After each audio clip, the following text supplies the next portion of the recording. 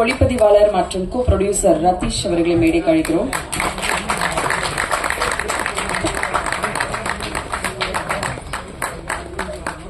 இசையமைப்பாளர் சஞ்சய் மாணிக்கம் அவர்களை மேடைக்கு அழைக்கிறோம்.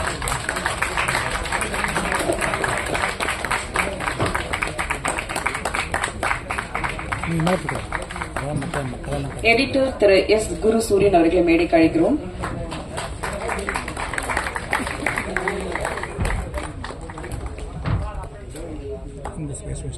கலை இயக்குனர் எஸ் ஜே ராம் அவர்களை மேடைக்கு அழைக்கிறோம். பாடல் ஆசிரியர்கள் சிவசங்கர் அவர்களை மேடைக்கு அழைக்கிறோம். ஜெகன் கவிராஜ் அவர்களை மேடைக்கு அழைக்கிறோம். உதயா அழகப்பன் அவர்களை அன்பழகன் அவர்களை மேடைக்கு அழைக்கிறோம்.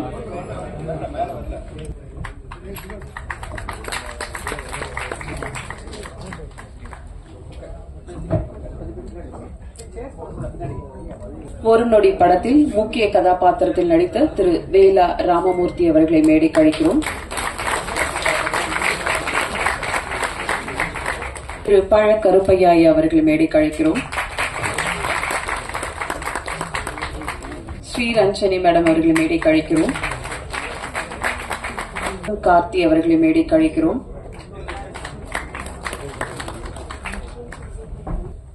தீபா சங்கர் அவர்களை மேடைக்கு அழைக்கிறோம்.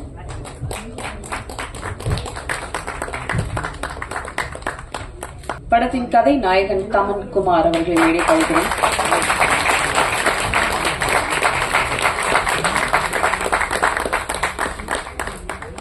இவ்விழாவை சிறப்பிக்க வந்திருக்கும் சிறப்பு அழைப்பாளர்களை இப்போது மேடைக்கு அழைக்கிறோம். இயக்குநர் மற்றும் தயாரிப்பாளர் சி வி குமார் அவர்களை மேடைக்கு அழைக்கிறோம்.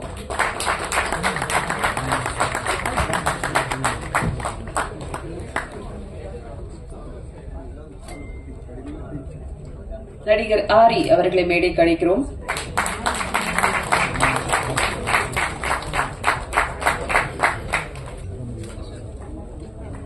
நடிகர் மற்றும் நிகழ்ச்சி தொகுப்பாளர் ஈரோடு மகேஷ் அவர்களை மேடைக்கு அழைக்கிறோம்.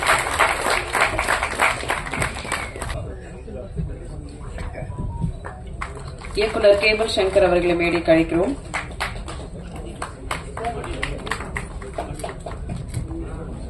படத்தின் PRO வெங்கடேஷ் அவர்களை மேடைக்கு அழைக்கிறோம்.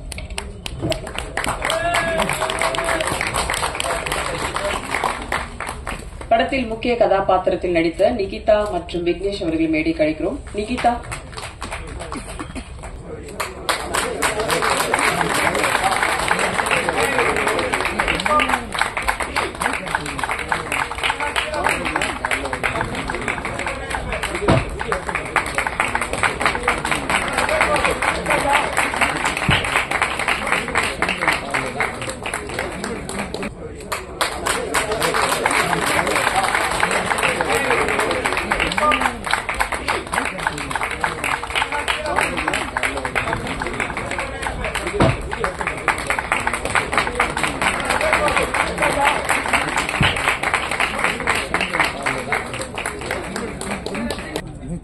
முதல் படைப்பே இவரின் முக்கிய படைப்பாகிறது. கேரள மாநிலம் மற்றும் மகாராஷ்டிர மாநிலங்களில் நடந்த உண்மை கதை சம்பவத்தை சாமானியன் பக்கம் நின்று ஒரு நொடி கதையை எழுதியுள்ளார். பரபரப்பு கதை தேடல்களோடு திரையில் விரியும் த்ரில்லிங் அனுபவம். ரசிகர்கள் எழுந்து போகும்போது நம் எண்ணங்களில் எப்போதும் நிற்கும் நினைவலைகள். ஒரு நொடி படத்தின் அறிமுக இயக்குநர் மணிவர்மா அவர்களை இப்போது பேச அழைக்கிறோம். எங்களோட அழைப்பை ஏற்று கொஞ்சம் கூட வெயிலெல்லாம் யோசிக்காம இந்த மத்தியான நேரத்தில் எங்களுக்காண்டி உங்களுடைய பல நொடிகளை செலவு பண்ணி எங்களுடைய ஒரு நொடிய வாழ்த்த வந்திருக்க அனைவருக்கும் என்னோட நன்றி. எங்களோட அழைப்புகளுக்காக வருகை தந்திருக்கும் சிவிகுமார் சார், ஆரி சார், மகேஷ் சார் எல்லாருக்கும் என்னுடைய நன்றி. அதுபோக என்னோட படக்குழுவினர் அனைவருக்கும் நன்றி. என்னோட ஷூட்டிங் ஸ்பாட்ல எந்த அளவுக்கு அவங்க சப்போர்ட்டா இருந்தாங்களோ அதே அளவுக்கு இன்னைக்கு இங்க ப்ரமோஷன் அப்படின்னு சொல்லி சொன்ன உடனே அவங்க எல்லாருமே பிஸி ஆர்டிஸ்ட். வேலாராமூர்த்தி அப்பாவா இருக்கட்டும், ஸ்ரீரஞ்சனி மேடமா இருக்கட்டும், தீபாக்காவா இருக்கட்டும், எல்லா பழக்கரப்பை ஐயாவா இருக்கட்டும், இந்த எலெக்ஷன் நேரத்தில் கூட பயங்கர பிஸியில இருந்து எனக்கு டைம் ஒதுக்கி வந்திருக்காங்க. எல்லாருக்கும் என்னுடைய மிக்க நன்றி.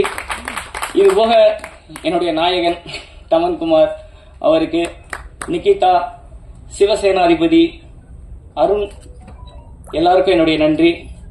முக்கியமா ஒரு ஆளுக்கு நான் நன்றி சொன்னோம்னா, இதெல்லாம் நடந்ததுக்கு காரணம் என்னுடைய தயாரிப்பாளர் எனக்கு கொடுத்த வாய்ப்பு. ஏன்னா வாய்ப்பு தேடி அலையும் போது நம்மள எல்லாரும் பார்க்கிற பார்வை வேற மாதிரி இருக்கும். ஆனா இவர் என்னை நம்பி எனக்கு ஒரு வாய்ப்பு கொடுத்தாரு. அழகர் சாருக்கு ரொம்ப நன்றி.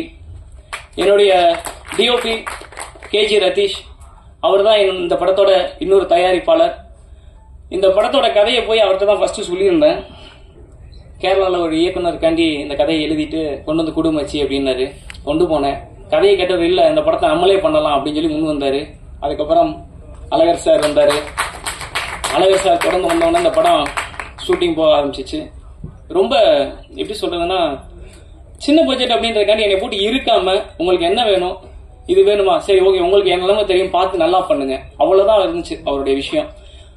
பெரிய கஷ்டத்துக்கு நடுவில் கூட எதை பத்தி யோசிக்காம எனக்கு ஃபுல் சப்போர்ட்டா இருந்து மதுரையில எனக்கு ஃபுல்லா ஷூட்டிங் முடிச்சு கொடுத்தாரு. அதுக்காகவே அவருக்கு மிகப்பெரிய நன்றி நான் சொல்லணும். நன்றி சார். எல்லாத்தையும் தாண்டி இந்த படம் முடிஞ்சு எந்த அளவுக்கு பிசினஸ் அப்படின்னு சொல்லி யோசிக்கும் போது எல்லாரும் இன்னைக்கு மைண்ட்ல வைக்கிறதே அது ஒண்ணுதான், எப்படிப்பா படம் பண்ணியாச்சு, எப்படி பிசினஸ் பண்ணலாம் அப்படின்னு. ஆனா இந்த படத்துக்கு ஒரு டப்பிங் பேசுறதுக்காண்டி, ஒரு கேரக்டருக்கு டப்பிங் பேசுறதுக்காண்டி கேபிள் சங்கர் சார் நான் கூப்பிட்டு இருந்தேன். வந்தாங்க, டப்பிங் பேசினாங்க. ஒரே ஒரு ஃப்ரேம் தான் பார்த்தாரு. உள்ள வந்து நுழைஞ்சோன்னா ஒரு ஃப்ரேம் பார்த்தாரு. பார்த்துட்டு அடுத்தடுத்த ஷார்ட் காமிப்பா அப்படின்னாரு. அந்த ஷார்ட்லாம் காமிச்சிட்டு இந்த படம் முடிஞ்சோன்னே எனக்கு சொல்லு, பார்த்துக்கலாம் அப்படின்னாரு. அவர் வந்து ஃபைனல் படம் பார்த்தாரு. தனஞ்சயன் சாரை கூப்பிட்டு வந்தாங்க. இன்னைக்கு இந்த இடத்துக்கு வந்ததுக்கு காரணம் கேபிள் சாரும் ஒரு காரணம். அவருக்கு மிகப்பெரிய நன்றி. படத்தை தனஞ்சயன் சார் வந்து பார்த்தாங்க. பார்த்துட்டு சரி ஓகே வாழ்த்துக்கள் சொல்லிட்டு போற மாதிரி இல்லாம உடனே மறுநாள் உடனே கூப்பிட்டு, இல்லப்பா இதை வந்து வேற மாதிரி ஒண்ணு பண்ணணும் அப்படின்னு சொல்லி இந்த படத்தை அவர் சொந்த படமா எடுத்து இன்னைக்கு இவ்வளவு தூரம் எல்லார்கிட்டையும் கொண்டு போய் சேர்த்திருக்காங்கன்னா அது எனக்கு மிகப்பெரிய ஒரு சப்போர்ட் அப்படின்னு தான் நான் சொல்லணும். இதுக்கு எவ்வளவு நன்றி சொன்னாலும் எனக்கு பத்தாது. ரொம்ப நன்றி சார். இந்த படம் எல்லார்கிட்டையும் இந்த அளவுக்கு போய் சேர்ந்திருக்கு. என்ன தெரிஞ்சவங்க தெரியாதவங்க எல்லாருமே நிறைய பேர் சொல்றாங்க, நல்லா வந்திருக்கு, நல்லா ப்ரமோஷன் பண்றீங்க, ஓ தனஞ்சயன் சார்ட்ட வாங்கிட்டாரா, படம் பெருசாயிரும் அப்படின்னு. இந்த படம் பெருசானதுக்கு காரணம் தனஞ்சயன் சாருடைய பேனர் உள்ள வந்ததுக்கு அப்புறம் தான். அதுக்கு மிகப்பெரிய ஒரு நன்றி. நல்லபடியா இன்னைக்கு வந்து இந்த விழா எனக்கு இன்னைக்கு எவ்வளவு முக்கியமோ அதே மாதிரி இன்னொரு முக்கியமான விஷயம் ஒன்று நடந்திருக்கு. இன்னைக்கு படத்துக்கு ஒரு சென்சார் ஆச்சு. யூஏ சர்டிபிகேட் கொடுத்திருக்காங்க. அங்க 1 மணிக்கு சென்சார் ஆச்சு. அங்கதான் இருந்தோம். அங்க சென்சார்ல சொன்ன ஒரு வார்த்தை, இந்த படம் எந்த அளவுக்கு நல்லா இருக்குங்கிறது அவங்க சொன்ன வார்த்தைகள்ல இருந்துச்சு. நான் பார்த்த த்ரில்லர்லயே இது கொஞ்சம் வித்தியாசமா இருக்குப்பா, கிளைமேக்ஸ் வேற மாதிரி இருக்கு, எனக்கு ரொம்ப ஒரு மாதிரி உலுக்கிருச்சு, ரெண்டாவது என்னால கணிக்கவே முடியல இதுதான் கிறிஸ்டன் அப்படின்னு சொல்லி பாராட்டினாரு. அது எனக்கு மிகப்பெரிய ஒரு விஷயமா இருந்தது. திருஷ்யத்துக்கு அப்புறம் நான் இதை ரொம்ப ரசிச்சு பார்த்தேன்னு சொன்னாரு. அந்த வேர்டு வந்து ரொம்ப நல்லா இருந்தது. அதுக்கே மிகப்பெரிய நன்றி சொல்லணும் உங்களுக்கு. நல்லது.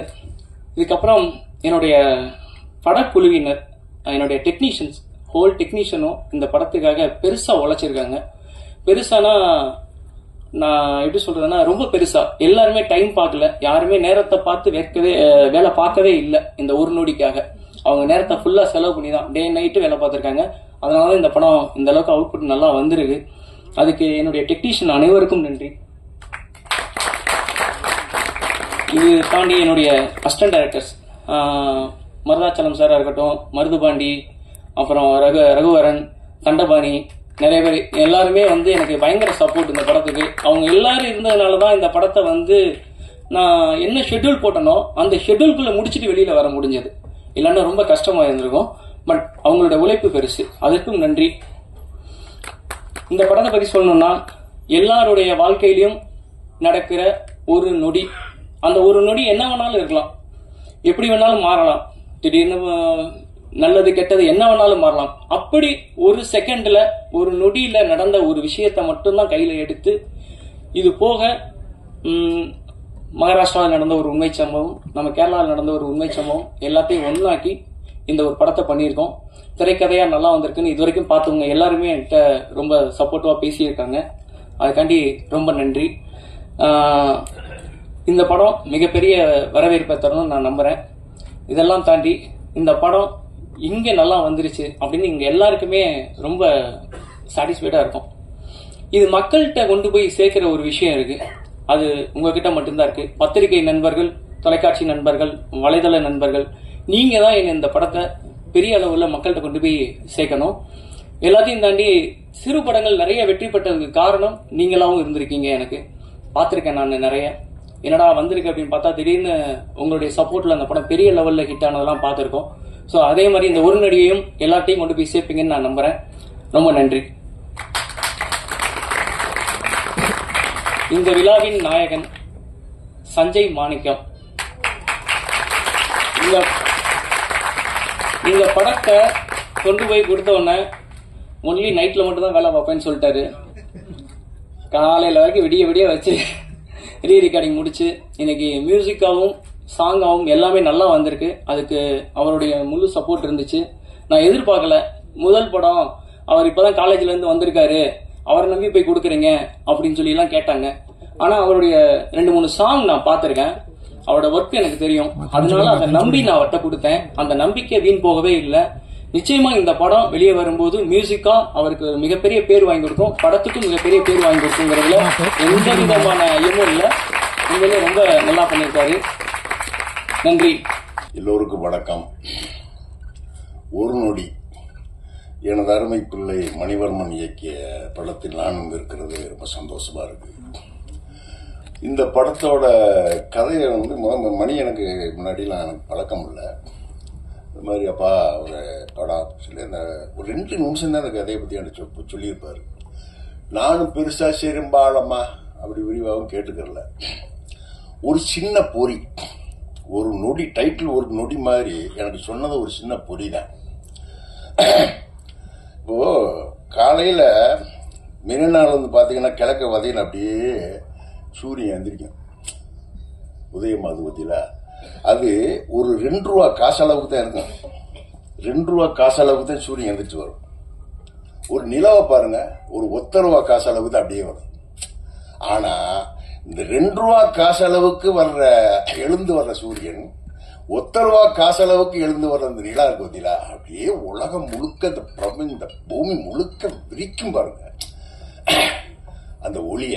அதுபோல் 2 நிமிஷத்துல இந்த கதையை சொன்ன அந்த மணி இன்னைக்கு ஒரு நொடின்னு ஒரு பெரிய பிரம்மாண்டமான படத்தை எல்லோரும், நானே நடிக்கிறது கூட நினைக்கல, இப்படி எல்லாம் அப்படி இருக்கும் அப்படின்னு நினைக்கல. சாதாரண ஏதோ ஒரு படத்தில் நடிக்கிறேன், அப்படிதான் நடிக்கிறேன். மொத்தம் இந்த படத்துல 4 நாள் தான் நடிச்சேன். 4 நாள் தான் நடிச்சிருக்கேன். படம் பூரா இருக்கிற மாதிரி ஒரு இது இருக்கு. ஒண்ணு நடிக்கிற போது ஒவ்வொரு படங்களையும் நம்ம பல படங்கள்ல போய் நடிக்கிற போது தெரியுது அப்படி இருக்கும் அப்படி இருக்குன்னு தெரியும். அந்த இதெல்லாம் தெரிஞ்சு போகும். இதெல்லாம் சாதாரணமாக நடிச்சுக்கலாம் தாங்க. பாருங்க, கொண்டாந்து நிறுத்தி இருக்குன்னா அதுக்கு அவர் அண்ணன் கேபிள் சங்கர் கண்ணில் பட்டுச்சு. அவர் கண்ணில் பட்டு அங்கிருந்து கொண்டு போய் தனஞ்சயன் சார் அவர் கண்ணில் பட்டு இன்னைக்கு வந்து நிக்க அப்படி பிரமாண்டமா நிக்கிறது. இல்ல கேட்க பார்க்க சந்தோஷமா இருக்கு. இந்த படத்துல நான் இருக்கிறது மூலமா 2 விஷயம், முக்கியமான விஷயம் நடந்திருக்கு எனக்கு. ஒண்ணு, நான் 1969 வருஷம் விருதுநகர் செந்திக்குமார் நாடர் காலேஜில் நான் பியூசி படித்தேன். வந்து இறந்த வருஷம் அது. 69 முடிச்சுட்டு நான் வெளியேறி மிலிட்டரிக்கு போயிட்டேன். 69க்கு பிறகு கிட்டத்தட்ட ஒரு 54 வருஷத்துக்கு பிறகு அந்த கல்லூரியில் இந்த படப்பிடிப்பு நடந்தது. 54 வருஷம் பிறகு நான் போய் உட்கார்ந்து அந்த பகுப்பறைகள் அந்த வீதி பார்க்க எனக்கு அவ்வளவு சந்தோஷமா இருந்துச்சு. அது ஒண்ணு நடந்திருக்கு. இன்னைக்கு நினைச்சாலும் என்னை அந்த 54 வருஷத்துக்கு பிறகு என்னுடைய அந்த வகுப்பறையில உட்கார வச்சு அந்த படம் அந்த ஒரு நடி அப்படின்னு ஒரு பெரிய சந்தோஷம் என்னைக்கு இருக்கு எனக்கு. இன்னும் ஒண்ணு, நான் வேற அரசியல்கள் இருந்து வந்தால் என்ன எத்தனையோ பேச்சாளர்களுடைய பேச்சுகள்லாம் கேட்டிருக்கேன், படிச்சிருக்கேன், உரைகளை படிச்சிருக்கேன், கேட்டிருக்கேன், இவ்வளவோ விஷயங்களும் பார்த்து வந்திருக்கோம். ஆனால் இன்று நாம் வாழும் காலத்தில் இப்படி தமிழை நாவுக்குள் அடக்கி எனக்கு ரொம்ப பிடிச்ச என் செல்ல பாத்தீங்கன்னா ஐயாவோட அத்தனை உரைகள் இருக்கு. ஐயா பழக்கரப்பையாவோட அவங்களோட ஒன்னாவது வச்சிருக்காங்க. பார்த்துட்டு விருது அவர் வர்றேன்னு எனக்கு தெரியாது. பார்த்து நேர்களை சந்திச்ச உடனே எனக்கு காலும் ஓடல கையும் ஓடல. என்ன அப்படிப்பட்ட ஒரு பேர் அறிஞன், என்ன அவருக்கு இணையான ஒரு அரசியலை, ஒரு நீதியை, ஒரு கூர்மையான விவாதத்தை வைக்கிறது தமிழ்நாட்டு ஆள். நான் அப்படி அவரோடு ஐயாவோடு நடிச்சது எனக்கு ஒரு பெரிய பெருமை. அப்புறம் யூனிட்ல பாத்தீங்கன்னா கேமராமேன் நம்ம அவருடைய பார்ப்பீங்க சக்கு சக்கு சக்குன்னு, அதாவது சின்ன பட்ஜெட் தான் வச்சு போன ஃப்ரேமும் அந்த லைட்டிங்கும் அந்த அவரு அந்த ஷூட்டுக்கு தேர்ந்தெடுத்த நேரங்களுமே படத்தை சொல்லிடுச்சு, இது இப்படி வந்து நிக்கும்.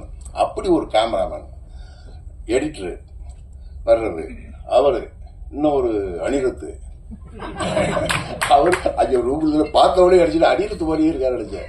அவர் மீட்டாரு எனக்கு தெரியாது, அவர் மாதிரியே இருக்காரு மாதிரி அவர்தான் மியூசிக் போட்டிருக்காரு. அவருடைய இசை எல்லாம் கலந்து அருமையான படத்தை கொடுத்திருக்கு. இந்த படம் இவ்வளவு பெரிய இந்த இடத்தை வந்து அடைஞ்சு நிக்கிறது எனக்கு ரொம்ப பெருமையா இருக்கு. இந்த விழாவில் நான் கலந்து கொண்டதற்கும் நான் ரொம்ப பெருமைப்படுறேன். வேகமா நாளைக்கு ஓட்டு போடணும், ஊர்ல போய் மதுரை முதல்ல தாண்டி 100 கிலோமீட்டர் தாண்டி போய் நான் ஓட்டு போடணும்.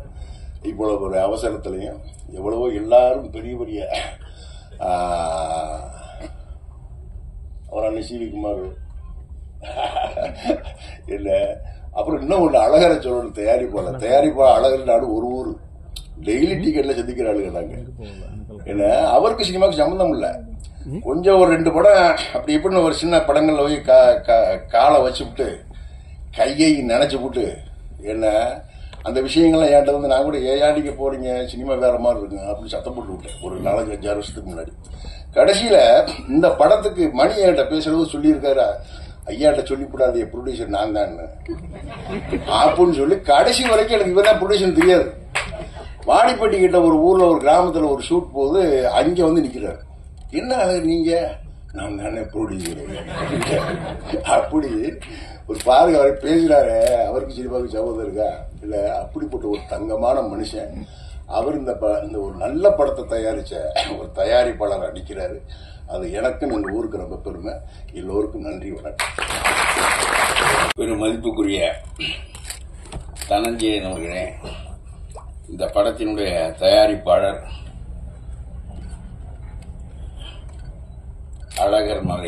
அழகரையும் மதுரை சொக்கனையும் சார்ந்து இந்த படத்தை தொடங்கி அவர்களுடைய கையிலேயே அந்த படத்தை விட்டுவிட்டு கடைசியில் அது சிறப்பாக கரையேறும் வண்ணம் அவர்களே கொண்டு வந்து மிகச்சிறப்பாக சேர்த்திருக்கிறார்கள் என்றால் அவருடைய மிகச்சிறந்த தெய்வ நம்பிக்கை. ரொம்ப எளிமையாக எல்லாமே நடக்கும்படியாக ஒரு நிலை வந்திருக்கிறது.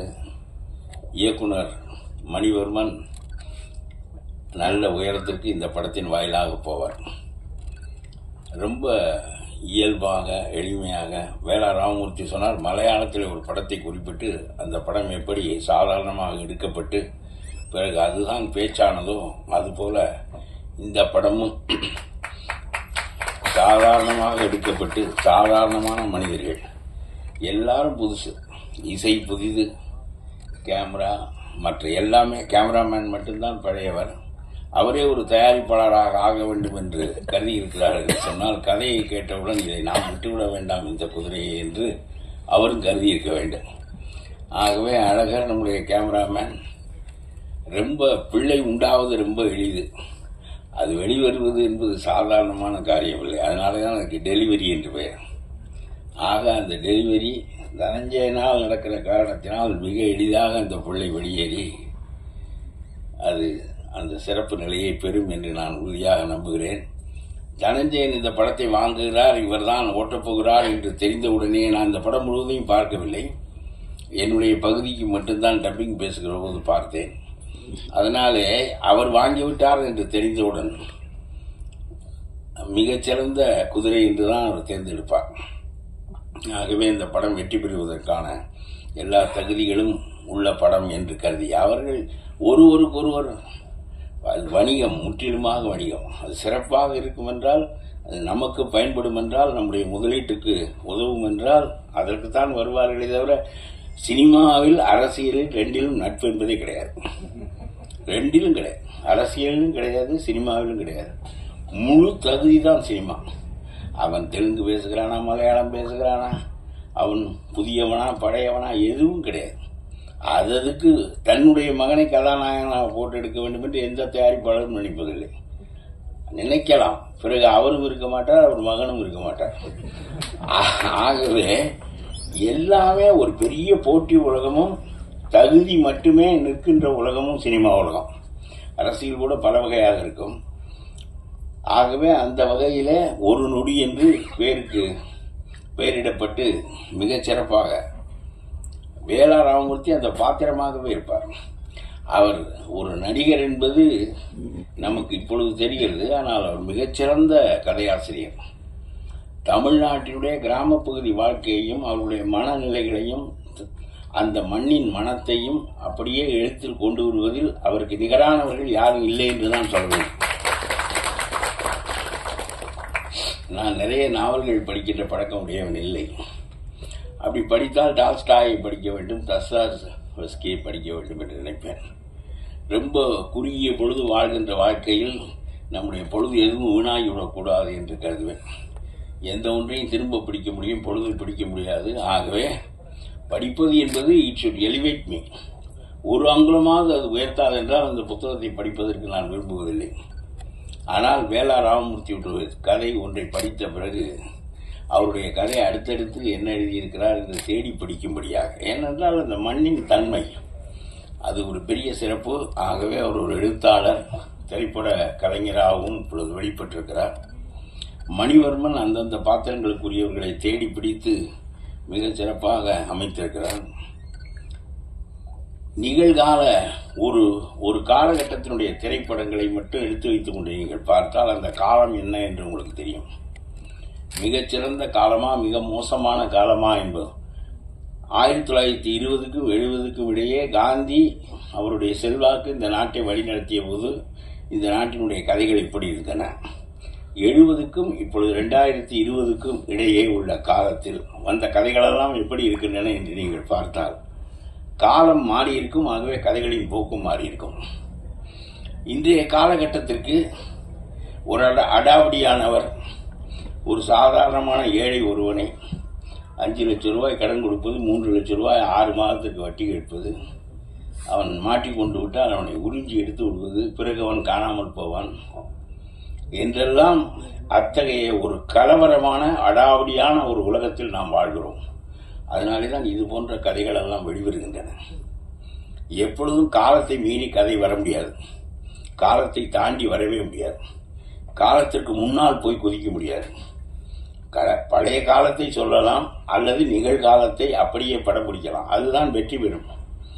இந்த கதை ஒரு அடாவடியான ஒரு மனிதனுடைய செயல்பாட்டில் ஒரு ரொம்ப பணிவான ரொம்ப அடங்கி போகின்ற இயல்புடைய ஒருவன் மாற்றிக்கொண்டு அவன் எப்படி வெளிவருகிறான். இதிலே ஒரு கதாநாயகன் இன்ஸ்பெக்டராக வந்து அவர் அந்த வேடத்துக்கு ரொம்ப பொருத்தமாக இருக்கிறார், ரொம்ப இயல்பாக இருக்கிறார்.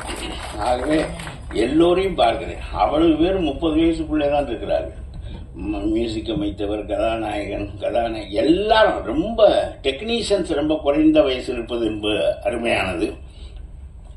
பாட்டு எழுதியவர்கள் 3 பேரும் ரொம்ப புதியவர்கள். நீங்கள் எல்லாம் வெற்றி பெற்று வாருங்கள். தமிழ் எல்லாரும் வந்திருக்கிறார்கள். சரியான வாய்ப்புகள் கிடைத்தால் பிறகு மீண்டும் நீங்கள் 10 பேருக்கு அறிமுகமாகிவிட்டால் பிறகு உங்களுடைய பாட்டும் சிறந்த பாட்டாக ஆகிவிடும். அதனால அந்த வகையில பார்த்தால் இந்த கதை ஒரு பெரிய போராட்டமான கதை. ஏன் இது வெற்றி பெறும் என்றால், ஒரு இன்ஸ்பெக்டர், ரொம்ப ஆனஸ்ட் இன்ஸ்பெக்டர்கள், ஒரு போலீஸ் டிபார்ட்மெண்ட்லேயே 10 பேர் இருப்பார்கள்.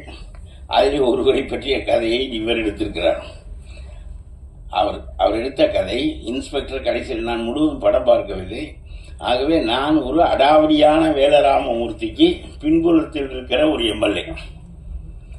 எனக்கும் அந்த இன்ஸ்பெக்டருக்கும் பெரிய மோதல் வருகிறது. 5 வருஷம்தான் நீ கரை வெட்டி உருவி விடுவேன் என்று அப்படியெல்லாம் அந்த படத்தில் அப்படி பேசும்போது அது பாருங்கள், உங்களுக்கு அரங்கிலே சொல்கிறேன், பெரிய வரவேற்பை பெறும். ஏனென்றால் அப்படி ஒரு இன்ஸ்பெக்டரால் பேசவும் முடியாது. அது உண்மையே இல்லை. எந்த எம்எல்ஏயும் எந்த மந்திரியும் இன்றைக்கு இருக்கிற எந்த அரசையும் எவனும் எதுவும் செய்ய முடியாது. All are equal before law என்பது பழையனூர் நீதி சொன்ன பச்சை பொய்யை போல ஒரு பொய். All are not equal before law. வலிமை மிகுந்தவன் கையில சட்டம் சிக்கிக்கொள்ளும், அவ்வளவுதான். அதெல்லாம் உண்மையே இல்லை. பெரிய கார்ப்பரேட் நிறுவனங்கள் இந்த சட்டத்தை தங்களுடைய கையில் எடுத்துக் கொள்வார்கள், அடாவடியானவர்கள் எடுத்துக் கொள்வார்கள். இதிலே முண்டுவதற்கு நம்முடைய கதாநாயகனை போல, நம்முடைய மணிவர்மன் உருவாக்கி இருக்கிற கதை தலைவனை போல ஒருவன் வருகின்ற போது அந்த எம்எல்ஏ நேருக்கு நேர் பேசுகிறார். இவனுடைய சட்டையை உருவிடுவேன் என்று எம்எல்ஏ சொல்வதற்கு பதிலாக உன்னுடைய கரை வேட்டியை உருவிடுவேன் என்று நம்முடைய இன்ஸ்பெக்டர் பேசுகிறார் என்று சொன்னால், ஐயா என்னையா அவமானமா போச்சு, என்னன்னு கேளுங்க, அவங்கள நேருக்கு நேர் பேசுறாங்க ஒரு காஞ்சி சட்டக்காரன், இருடா 9 ஓட்டை மூடுறா, அதுக்கு நேரம் இருக்கா அப்படின்னு சொல்றதே ஒரு பின்வாங்கல் தான். அதுவே ஒரு பின்வாங்கல் தான். ஆகவே எல்லா ஊர்களிலும் அடாவடியானவர்கள் இருப்பார்கள். அடாவடியானவர்கள் யாருடைய வலிமையில் இருப்பார்கள் என்றால் எம்எல்ஏக்கள், மந்திரிகள் இவர்களுடைய வலிமையிலே தான் இருப்பார்கள். அதனாலே தான் இந்த கதை வெற்றி பெறுகின்ற போது, இந்த கதை போகின்ற போக்கிலே உங்களுக்கு ஏன் மகிழ்ச்சி ஏற்படுகிறது என்று சொன்னால், அடாவடித்தனம் ஒழியும் என்று நீங்கள் சின்னமாக நம்புகிறீர்கள், அது ஒழிய வேண்டும் என்று நீங்கள் விரும்புகிறீர்கள். அதற்கு ஒரு இன்ஸ்பெக்டர் வந்திருக்கிறார் என்று நினைக்கிறீர்கள். உங்களுக்கு மன ஆறுதலுக்காக மணிவர்மன் இந்த கதையை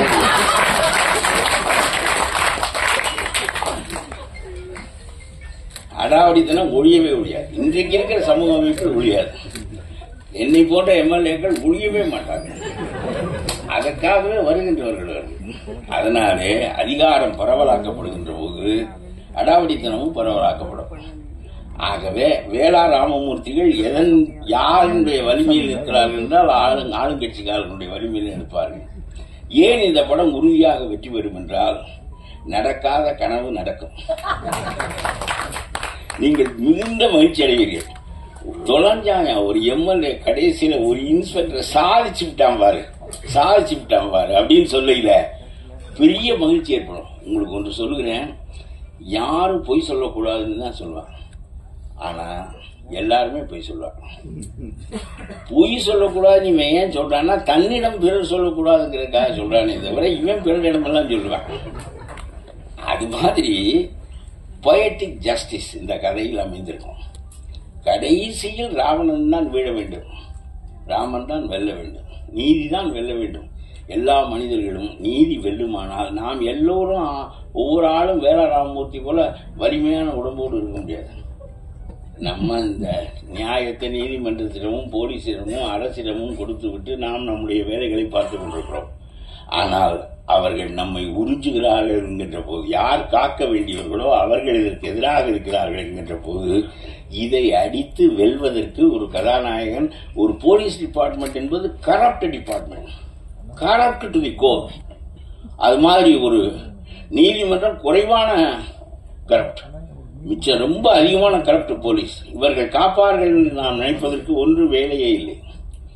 ஆகவே இதிலே ஒருவன் அப்படி வருகிறான், அவன் இந்த உலகத்தை மாற்றி அமைப்பான் என்று நம்புகின்ற போது, இந்த வேளா ராமமூர்த்தியை மாட்டிக்கொண்ட எம்.எஸ். பாஸ்கரன் வெற்றி பெறுகிறார். அவருடைய மனைவியினுடைய கண்ணீர் துடைக்கப்படுகிறது என்பது அல்ல, நம் எல்லோருடைய மனைவிகளின் கண்ணீரும் நம் எல்லோருடைய கண்ணீரும் துடைக்கப்படுகிறது என்கின்ற ஆறுதலை இந்த படம் தருகின்ற போது இந்த படம் மிகப்பெரிய வெற்றி அடைகிறது. இது வெற்றி அடையும். நான் கேரளா, எனக்கு தமிழ் அவ்வளோ நல்லா வராது. ஏதாவது தப்பா பேசிச்சுன்னா அது மன்னிச்சிடுங்க. இங்கே மேடையில் இருக்க எல்லாருக்கும் வணக்கம், தேங்க்ஸ்.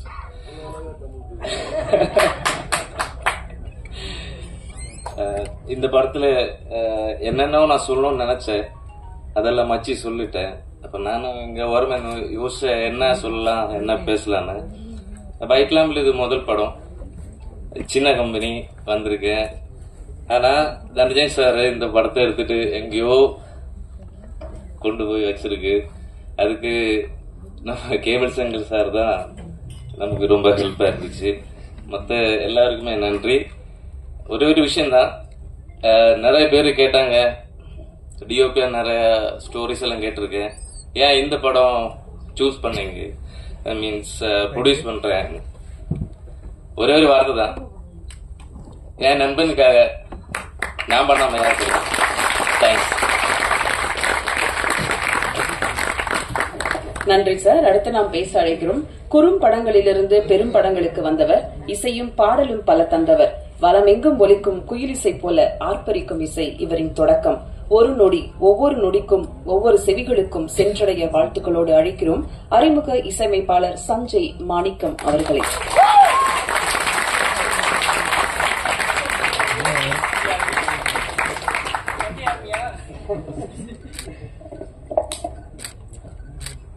அனைவருக்கும் வணக்கம்.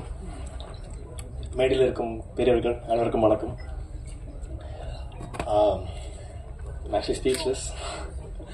ஸோ முதல்ல என்னோட இயக்குனருக்கு நான் மிகப்பெரிய நன்றி சொல்லணும். இயக்குனர் பின்னாடி எப்பவுமே என் கூடவே என் பின்னாடியே இருப்பார். ஸோ அவர் சொன்ன மாதிரி அவர் ஒர்க்ஸ்லாம் பார்த்துருக்காரு. நான் இந்த படம் வந்து அவர் முடிச்ச உடனே ஸ்டோரி முடிச்ச உடனே என்னை கூப்பிட்டு, தம்பி இந்த மாதிரி ஒரு படம் பண்ணப்பா அப்படின்னு சொல்லி. நான் ஷாக். அண்ணா என்ன நம்பி எப்படின்னு பண்ணலாம்ப்பா, உன்னை பற்றி தெரியும், உன் மேலே நம்பிக்கை இருக்கு, நீ பண்ணுவ, சேர்ந்து பண்ணலாவா அப்படின்னு சொன்னார். ஸோ அவர் கொடுத்த அந்த நம்பிக்கை,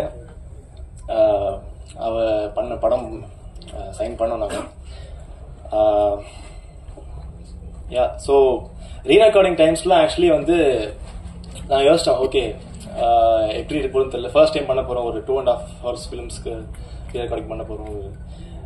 உட்காந்தோன்னே தான் அப்படியே உடம்பு ஆடிச்சது. ஓகே, ஒரு சீனுக்கு, ஆனால் ஒரு சீனுக்கும் எனக்கு கைட் பண்ணார், தம்பி இந்த மாதிரி இருக்கணும்ப்பா, எனக்கு இதெல்லாம் வேணும் அப்படின்னு சொல்லிட்டு ஒரு சீனுக்கும் கைட் பண்ணி, படம் எனக்கு இப்படி வேணும்ப்பா, இந்த மாதிரி பண்ணுப்பா அப்படின்னு சொல்லி, நான் பண்ணுற ஒரு ஐடியாஸ்லாம் இதெல்லாம் இருக்குப்பா, இந்த மாதிரி டெவலப் பண்ணிக்கோ அப்படின்னு சொல்லி, படம் இன்னைக்கு ரிலீஸ் ஆகிற வரைக்கும் எப்பவுமே என்கிட்ட துணை அந்த டேரக்டருக்கு மறுபடியும் நன்றி. அண்ட் கேமராமேன்னா ஃபர்ஸ்ட்லேருந்தே 2 பேரும் ஒரு காம்போ மாதிரி அப்படி பக்கத்துலேயே இருப்பாங்க, தம்பி தம்பி தம்பி தம்பி.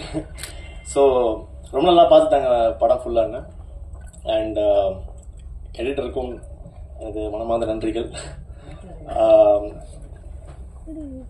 ஸோ இந்த படத்தில் வந்து பார்த்தீங்கன்னா 3 பாட்டு இருக்கு. ஒரு டைட்டில் சாங் இருக்கு, ஒரு அப்பா பொண்ணு சாங் அண்ட் ஒரு லவ் சாங் இருக்கு. ஸோ பாடல்கள் எழுதியவங்க யாருன்னா சிவசங்கர் சார், அப்புறம் உதயா அன்பழகன், அப்புறம் நம்ம ஜெகன் சார். 3 பேரும் 3 பாட்டுக்கும் அருமையான லிரிக்ஸ் கொடுத்துருக்காங்க. நான் எங்க பிளே பண்ணாலும் முதல் கேட்குற கேள்வி லிரிக்ஸ் யாருப்பா அப்படின்னு. So thanks a lot for lyrics.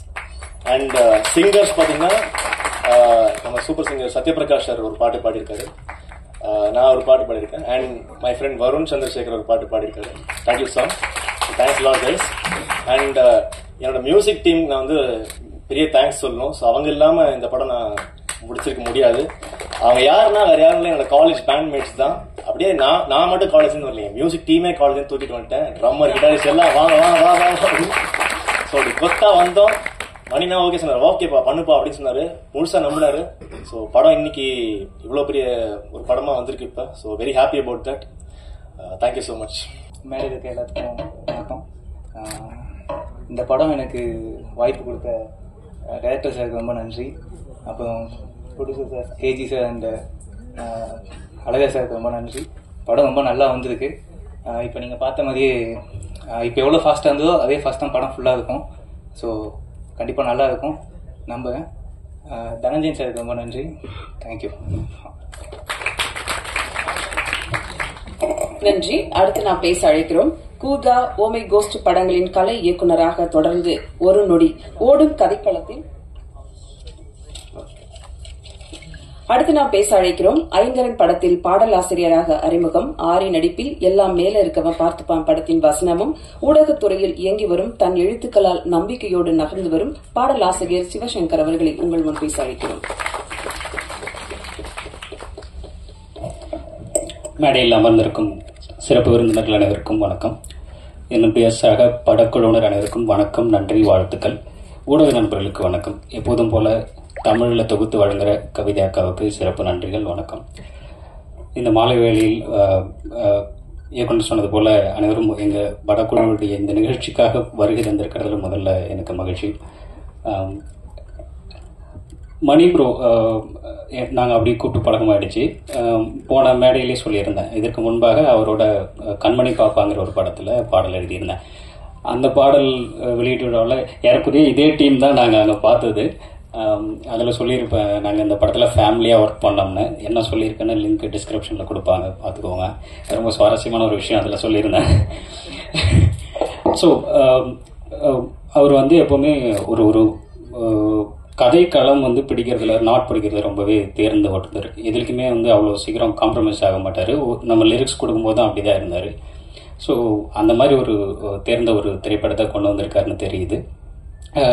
இப்போ கிட்டத்தட்ட வந்து ஒரு படத்துடைய பாதி நேரம் பார்த்த மாதிரி ஒரு ஃபீல் இருக்குது. ஆனால் எந்த விஷயத்தையும் நம்மளால ப்ரெடிக்ட் பண்ண முடியாத அளவுக்கு ஒரு படத்தை கொடுத்துருக்காரு.